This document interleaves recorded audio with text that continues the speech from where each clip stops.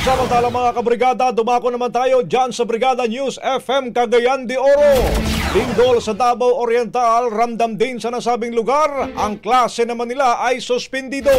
Brigada Claudine Lusak Pandita, ibrigada mo! Brigada Live Report!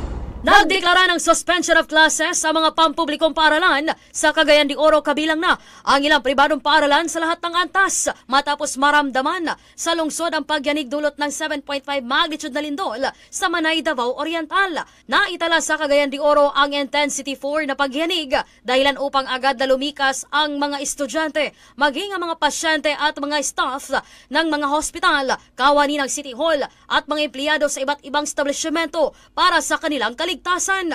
Ayon kay City Disaster Risk Reduction and Management Office Head Nick Habagat, nagsasagawa na sila ng masusing assessment sa lahat ng pampubliko at pribadong gusali, kabilang na mga government-owned facilities, high-rise buildings at iba pang infrastruktura upang matiyak ang kanilang katatagan matapos ang lindol.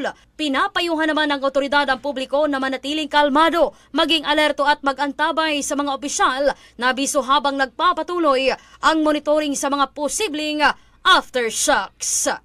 In the heart of changing lives, Brigada Claudine Lusak Pandita ng 102.5 Brigada News FM, Cagayan de Oro, the Music and News Authority. Ang bahaging ito ay hatid sa atin ng Yummyvit ES2 Oral Drops. Simulang tuparin ang pangarap ng iyong anak. And stunting now,